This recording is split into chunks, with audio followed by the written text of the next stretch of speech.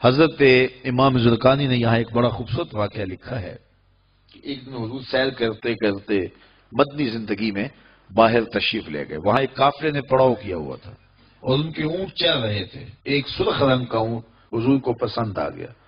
قافلے والوں سے پوچھا اس اونٹ کو بیچتے ہو؟ انہوں نے بیچنا تھا یا نہیں بیچنا تھا. حضور نے پوچھا تو کہا ہاں بیچتے ہیں. میرے شیخ کہتے ہیں میں دل ویچا میں جگر ویچا جے پیارا محمد آ جاوے نہیں میں اپنا سارا کر ویچا جے پیارا محمد آ جاوے. انہوں نے بیچنا تھا یا نہیں؟ کہا جی ہم بیچتے ہیں. اچھا کتنے کا بیچتے ہو؟ کہا جی اتنے کا. سودا طے ہو گیا. حضور نے فرمایا کہ میں کوئی تاجرانہ غرض سے تو آیا نہیں تھا کہ میں قیمت ساتھ لے کے آتا.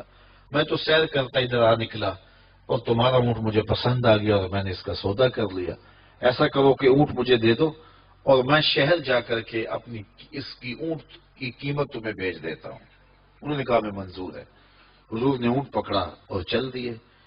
اور جب حضور جا رہے تھے تو وہ حضور کو دیکھتے رہے اور جب آقا کریم نظروں سے اوجھل ہو گئے تو وہ دلوں پہ ہاتھ رکھ کے کھڑے ہو گئے.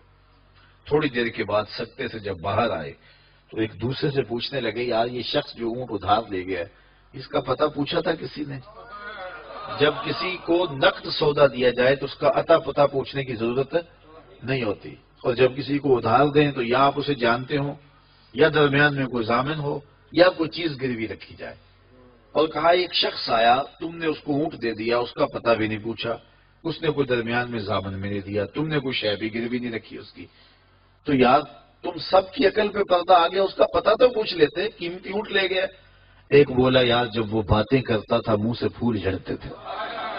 اذا تکلم رؤیا کالنور یخرج من بین ثنایاہ.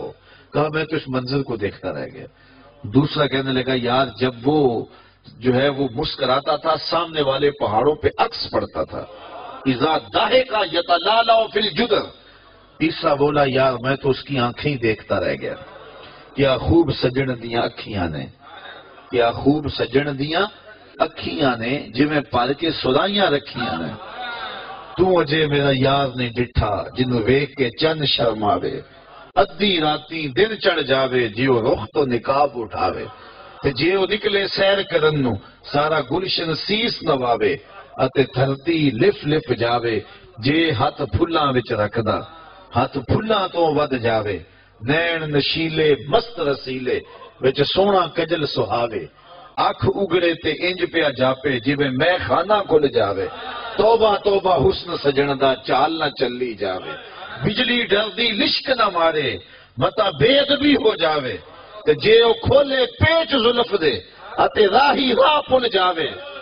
توبہ توبہ حسن سجن دا چال نہ چلی جاوے.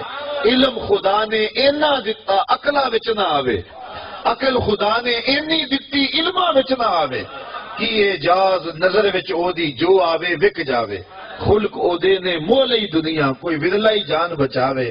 آزم ایڈا سونا ماہی سانو کدھرے نظر نہ آوے. انہوں نے کہا جو بھی ہوا تم اس کے حسن میں کھو گئے اور وہ قیمتی اونٹ اپنے حسن کا جادو جگا کے تم سے ہتھیا کے لے گیا. امام زرقانی لکھتے ہیں جب انہوں نے یہ کہا نا کہ قیمتی اونٹ ہتھیا کے لے گیا تو اب تک خاموش بیٹھی خیمے کے پردے کی اوٹ میں بیٹھی قافلے کے سردار کی بیوی نے خیمے کا پردہ سرکایا اور ان سے مخاطب ہو کے بولی انا ضامنۃ لسامان جمالکم لا یغدر بکم. خبردار اس کے خلاف کوئی بات کی تو اگر وہ قیمت نہ دینے آیا تو مجھ سے لے لینا, میں اس کی ضامنہ ہوں. انہوں نے کہا اچھا تو اسے جانتی ہے؟ کہا واللہ میں بھی نہیں جانتی. تو کہا پھر ضمانت کیسے دے رہی ہے؟ کہا جب تم سودا کر رہے تھے خیمے کی اوٹ سے میں نے اس کا چہرہ دیکھا تھا اور جس کا چہرہ اتنا سونا ہو وہ جھوٹ بول ہی نہیں سکتا ہے. تھوڑی دیر گزری تو حضور کے غلام آ گئے کہ کون ہیں لوگ جن سے ہمارے آقا نے اونٹ خریدا تھا. انہوں نے کہا یہ ہم لوگ ہیں. کہا یہ حضور نے کھجوریں تمہاری ضیافت کے لیے بھیجی ہیں اور یہ تمہاری قیمت ہے. انہوں نے کہا قیمت بعد میں دینا ہم تو خود بک گئے ہیں, ہمیں پہلے بتاؤ وہ پیارا رہتا کہاں ہے. تو کہا یہ نخلستان مدینہ جو سامنے دکھائی دیتا ہے یہی ڈیرے ہیں اس محبوب کے. تو امام زرقانی لکھتے ہیں سارا قبیلہ, اس قبیلے کا نام تھا وفد طارق, وہ سارے کا سارا وفد طارق اٹھا اور مدینہ المنورہ پہنچا اور حضور کے قدموں میں جا کے بیٹھ گیا. تیری تک کے ادامہ میں مرید ہو گئے. تو چہرہ اتنا خوبصورت تھا، اللہ اکبر، دیکھنے والے کہا کرتے ہیں اللہ اللہ، یاد آتا ہے خدا دیکھ کے صورت تیری۔ تو کسی سے اگر پیار اس لیے کیا جاتا ہے کہ وہ سونا بڑا ہے، تو پھر آؤ نا اس سے پیار کیجئے جو اتنا سونا ہے کہ پیر مہر علی بول کے کہنے لگے، مکھ چند بدر شاہ شانی ہے، متھے چمک دی لاٹ نورانی، کالی زلف تے اکھ مستانی ہے، مخمور مد بھریاں۔ اعلیٰ حضرت بریلی سے بول رہے ہیں، ذرا لہجہ دیکھیے کتنا خوبصورت ہے۔ بل بل نے گل ان کو کہا، بلبل کی منتہائی پرواز تو یہ کسی کو پھول کہتے، وہ پھول سے آگے تو سوچ نہیں سکتے، لیکن اس نے بھی پھول کہہ دیا۔ بلبل نے گل ان کو کہا، کمری نے سروے جاں فضا، حیرت نے جھنجھلا کے کہا یہ بھی نہیں وہ بھی نہیں، خورشید تھا کس زور پر، کیا بڑھ کے چمکا تھا کمر، بے پردہ جب وہ رخ ہوا یہ بھی نہیں وہ بھی نہیں۔ وہ حسن دیا اللہ نے اپنے محبوب کو۔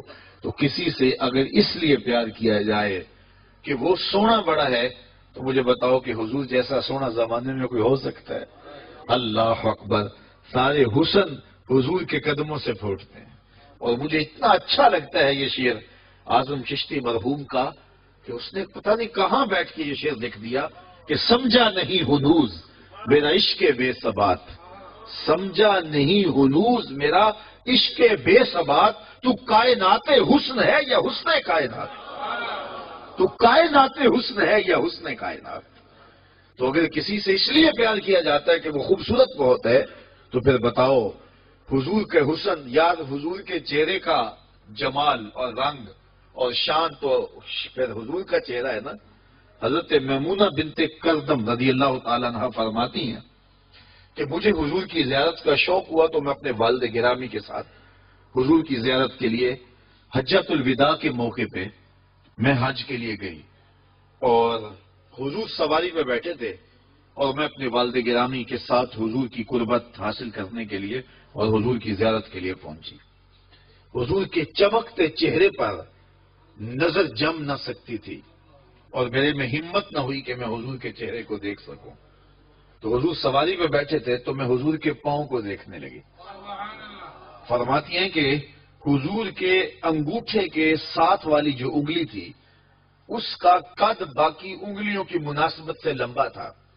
فرماتی ہیں ما نسیت فی ما نسیت طولا اصباح، کہتی ہیں کہ آج تک اتنا عرصہ گزر گیا ہے، حضور کی مبارک انگوٹھے کے ساتھ والی انگلی کا حسن ہی میری نگاہوں سے زائل نہیں ہوتا۔ یار جس کی انگلی اور جس کے پاؤں کا حسن اتنا ہے، اس کے چہرے کی جمال کی کیفیت کیا ہوگی؟ وہ کسی شاعر نے کہا تھا نا کہ قدموں پہ جبیں کو رہنے دو، چہرے کا تصور مشکل ہے۔ قدموں پہ جبیں کو رہنے دو، چہرے کا تصور مشکل ہے، جب چاند سے روشن ایڑی ہے رخسار کا عالم کیا ہوگا؟ جب چاند سے روشن ایڑی ہے رخسار کا عالم کیا ہوگا؟ تو حضور علیہ السلام کے حسن اور حضور کے جمال کی وجہ سے اگر پیار کیا جائے تو پھر مجھے بتاؤ کہ حضور علیہ السلام سے بڑھ کر کائنات میں حسین کون ہو سکتا ہے، خوبصورت کون ہو سکتا ہے؟ تو اس لیے ہماری محبتیں اور ہماری عقیدتیں حضور کی بارگاہ میں دست بستہ حاضر ہوں۔ اب کسی سے اگر پیار کر لیا جائے تو اس پیار کے تقاضے کیا ہیں؟ بندہ جس سے پیار کرتا ہے اس کا کثرت سے ذکر کرتا ہے، اور یہ محفل میلاد اس عقیدت کا روپ ہے، محبت کے اس تقاضے کی تکمیل ہے۔ بندہ جس سے پیار کرتا ہے اس کا کثرت کے ساتھ ذکر کرتا ہے، اس کا جی چاہتا ہے کہ اس کا تذکرہ چھڑا رہے، اس کی باتیں ہوتی رہیں۔ رومی علیہ رحمہ جنہیں اقبال نے اپنا مرشد مانا ہے، ان کا کمال یہ ہے کہ وہ تمثیل سے بات سمجھانے کی عادت رکھتے ہیں۔ وہ اس نقطے کو بڑی خوبصورتی سے سمجھاتے ہیں کہ کسی نے مجنو کو دیکھا کہ ریت کے اوپر لیلا لیلا لکھ رہا ہے، اس نے رک کے پوچھا یہ کیا کر رہے ہو؟ تو گفت مشق نام لیلا می کنم خاطری خود را تسلی می دہم، اس نے کہا اپنے محبوب کا نام لکھ لکھ کے دکھی دل کو قرار دے رہا ہوں۔ تو رومی کہتے ہیں کہ اگر مجنو کو لیلا کا نام تسکین دیتا ہے تو امتی کو حضور کا نام تسکین نہیں دیتا۔ اور میں تو کہا کرتا ہوں میں خانہ سہارا دیتا ہے نہ جام سہارا دیتا ہے، ہم کو تو مدینے والے کا ایک نام سہارا دیتا ہے۔ ٹھنڈ پڑ جاتی ہے سینے میں جب کسی کے لبوں پہ اس مبارک نام کا چراغاں ہوتا ہے، تو جس سے پیار کیا جاتا ہے اس کا کثرت سے ذکر کیا جاتا ہے۔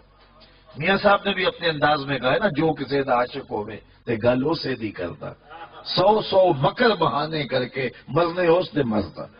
جب محبت کسی سے ہو تو پھر اس کا تذکرہ کسی نہ کسی بہانے چڑھا جاتا ہے۔ یہ نہیں ہو سکتا کہ طبیعت اچاٹ ہو جائے کہ یہ بات چھوڑو بھی نا۔ میں مختلف جگہوں پہ جاتا ہوں تو بعض لوگ پرچیاں دیتے ہیں جناب میلاد النبی کے ثبوت کے حوالے سے بھی کوئی بات کیجیے، تو میں کہتا ہوں کہ دلائل کی زبان میں ہمارے علماء بات کرتے ہیں اور کمال کر دیتے ہیں، لیکن میں کہا کرتا ہوں اپنے سادے لہجے میں، کیا حضور کے ذکر کے لیے بھی دلیل کی ضرورت ہے؟ کبھی ایسا ہوا ہے کہ پھولوں کا تذکرہ چڑھا ہو اور بلبل کہے کہاں لکھا ہے؟ بات شمع کی ہو رہی ہے اور پروانہ دلیلیں ڈھونڈ رہا ہو، اور یہ بھی ممکن نہیں ہے کہ بات سرکار مدینہ کی ہو رہی ہو اور امتی کو کسی دلیل کی ضرورت ہو۔ محب کے لیے اس سے بڑا سرمایہ کوئی نہیں کہ کوئی اس کے محبوب کا ذکر چھیڑ دے۔ تو محبت کا تقاضا ہے بندہ جس سے پیار کرے اس کا کثرت سے ذکر کرے۔ دوسرا تقاضا یہ ہے بندہ جس سے محبت کرتا ہے اس کا نہ عیب سن سکتا ہے نہ اس کا عیب دیکھ سکتا ہے۔ حبو کا شیع یومی و یسم، بندہ جس سے محبت کرتا ہے اس کی محبت میں بہرا بھی ہوتا ہے، اندھا بھی ہوتا ہے۔ اس کی محبت میں جو ہے وہ نہ اس کا عیب بیان کر سکتا ہے، نہ اس کا عیب سن سکتا ہے، نہ اس کا عیب دکھائی دیتا ہے۔ جہاں محبت پیدا ہو وہاں عیب نظر نہیں آتے، وہاں کمال نظر آتے، عیب ہوں بھی تو نظر نہیں آتے۔ رومی علیہ رحمہ فرماتے ہیں، وہ اس کو بھی ایک تمثیل سے سمجھایا کہ بادشاہ وقت نے لیلا کو دربار میں بلا لیا اور کہا کہ تیرے حسن کا بڑا شعلہ ہے، تو نے ایک شہزادے کو حواس باختہ کر کے رکھ دیا، اور حتیٰ کہ اس کا تشخص اور نام بھی بھول گیا۔ نام تو اس کا کیس تھا نا، لیکن دنیا مجنون کے نام سے جانتی ہے۔ وہ کسی نے کہا تھا تیری محفل میں آ کے بدنام ہوئے، نگاہ زمانہ میں بے نام ہوئے، تو نے وعدہ کیا تھا بچھڑیں گے نہ ہم، تیرے ہی ہاتھوں سے نیلام ہوئے۔ تشخص تک مٹ گیا، نام تک مٹ گیا۔ کہا تیری آنکھوں میں کون سا جادو ہے کہ تو نے ایک شہزادے کو حواس باختہ کر دیا؟ مجھے تو تیرے میں کوئی کمال نظر نہیں آیا، تیرے سے زیادہ میری لوڈیاں خوبصورت ہے۔ گفت لیلا را خلیفہ کاں توئی، کس تو مجنو شد پریشان و غوی، از دیگر خوباں تو افزون نیستی، گفت خامش چوں تو مجنو نیستی۔ بادشاہ نے بلا کر کے لیلا کو کہا کہ کون سا جادو ہے تیری آنکھوں میں؟ تیرے سے تو زیادہ میری لونڈیاں حسین ہے، مجھے تو کوئی کمال نظر نہیں آ رہا۔ تو لیلا نے 2 لفظی جواب دیا، گفت خامش، کہا بادشاہ چپ کر جا، چوں تو مجنو نیستی، تو کوئی مجنو تو نہیں نا۔ دیدائے مجنو اگر بودے تولا، از تو عالم بے خطر بودے تولا، تیری آنکھ مجنو والی ہوتی پھر تو مجھے دیکھتا۔ تو ہوشدارو لیک مجنو بے خودست، در طریقے عشق بیداری بدست، تو ہوش والا ہے اور مجنو ہوش کو چھٹی دے کے آیا ہے، اور اس کوچے میں ہوش کی پونجی چلتی نہیں ہے۔ تو رومی کہتے ہیں کہ اگر لیلا کو دیکھنا ہے تو مجنو کی آنکھ چاہیے، اور مصطفیٰ کریم کو دیکھنا ہے تو ابو بکر کی آنکھ چاہیے۔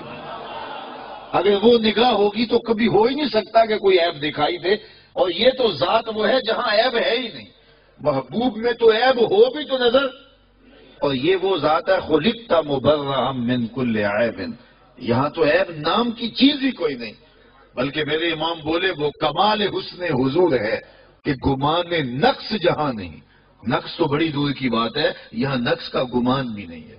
یہی پھول خار سے دور ہے، یہی شمع ہے کہ دھواں نہیں۔